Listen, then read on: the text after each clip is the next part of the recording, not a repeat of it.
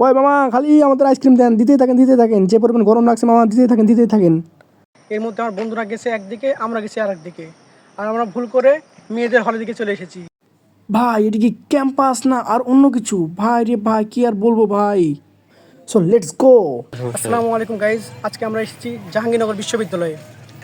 তো আজকে আমি আপনাদের জাহাঙ্গীরনগর বিশ্ববিদ্যালয়ের ক্যাম্পাসটি ঘুরে দেখানোর চেষ্টা করব। তো লেটস গো গাইজ। তো জাহাঙ্গীরনগর ইউনিভার্সিটিতে ঢোকার পর সর্বপ্রথম আপনার চোখে পড়বে এই শহীদ মিনারটি। প্রবেশ করার কিছুক্ষণ পর আপনারা এটি দেখতে পাবেন, এটি খুব কাছেই।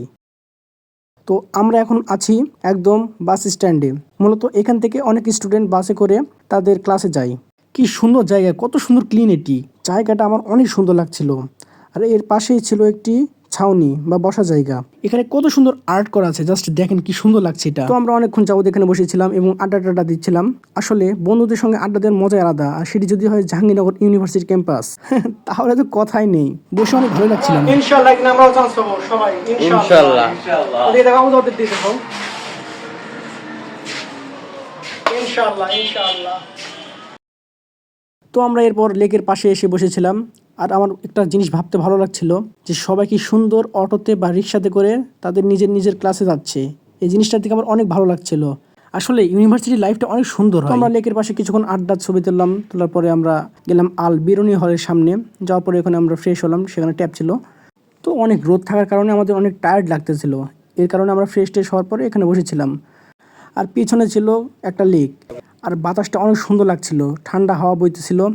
ক্যাম্পাসে যে এত পরিমাণ গাছপালা, মানে কি বলবো, একদম মানে শীতল হাওয়া বইতেছিল এই সময়, একদম লেকের পাশে, প্লাস ফুরফুরে বাতাস, জাস্ট ওয়াও। ওয়েদারটা আমার অনেক ভালো লাগতেছিল ওই সময়। তো এরপর আমরা চলে আসলাম পুরাতন কলা ভবনের সামনে। তো এখানে আসার পরে আমরা অনেকক্ষণ আড্ডা দিলাম, গাছের ছায়া ছিল অনেক সুন্দর, প্লাস আমরা এখানে কিছু ছবি তুললাম। তোলার পরে অনেক আড্ডা দিলাম। আর এরপরেই আমরা পেয়ে গেলাম এই মামাকে পাওয়ার পর আমরা সবাই কুলফি খেলাম। এত গরমের ভিতর হঠাৎ কুলফি, জাস্ট ওয়াও লাগতেছিল আমার এই ব্যাপারটা। তো আমরা মামার কাছ থেকে কুলফি খাওয়ার পর আমরা চলে যাচ্ছি মেয়েদের হলের দিকে। দেখা যাক কি হয় এদিকে। কি যে বলবো গাইজ, জাস্ট ওয়াও লাগতেছিল আমার ব্যাপারটা। কি সুন্দর দেখেন ওয়েদারটা, ও ভাই, প্লাস কি সুন্দর ফুল ফুটেছে। আর সুন্দর লাগবেই না কেন, সবুজে ঘিরে ক্যাম্পাসটি অবশ্যই সুন্দর লাগবেই। তো এখন আমরা আছি বেগম খালেদা জিয়া হলের সামনে। তো আমি হলের বাইরেটি দেখানোর চেষ্টা করব। তো শহীদ বন্ধু, কিছু বলো। হ্যাঁ, আমরা বর্তমানে আছি জাহাঙ্গীরনগর ইউনিভার্সিটিতে। এখন আমরা অবস্থান করতেছি বেগম খালেদা জিয়া হল। এখানে চারপাশে সুন্দরময় সবুজে ঘেরা। মূলত জাহাঙ্গীরনগর ইউনিভার্সিটিটা পুরোটাই সবুজে ঘেরা। এখানে আমরা এসেছি অনেক বন্ধুরা মিলে। আজকে প্ল্যানিং করেছি আমরা পুরো ইউনিভার্সিটিটা ঘুরবো।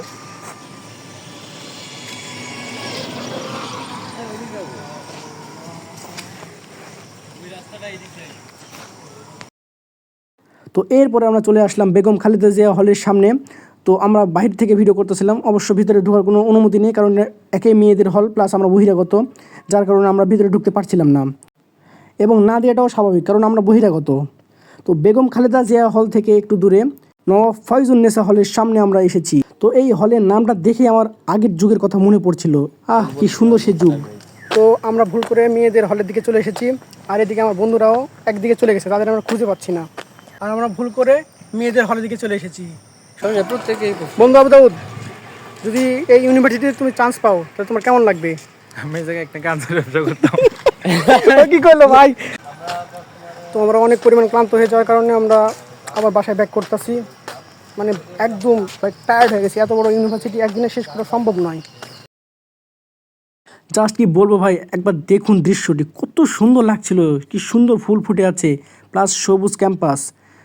ভাই কি বলবো ভাই, জাস্ট অসাধারণ লাগছিল এই জিনিসটি। আর এই দৃশ্যটি আমার লাগছিল অনেক সুন্দর। ক্যাম্পাসটি ছেড়ে আসতে মন চাচ্ছিল না, কেন জানি মনে হচ্ছিল এখানেই থেকে যাই। সবুজে ঘেরা এই ক্যাম্পাসটি ছেড়ে কি যেতে মনে চায়? আসলে জাহাঙ্গীরনগর ইউনিভার্সিটির ক্যাম্পাসটি হেঁটে শেষ করা সম্ভব না। হয়তো আপনাকে অটো নিতে হবে, নয়তো একটি মোটর বাইক। তো আপনারা কি কখনও জাহাঙ্গীরনগর ইউনিভার্সিটিতে এসেছেন? যদি এসে থাকেন অবশ্যই কমেন্টে জানাবেন।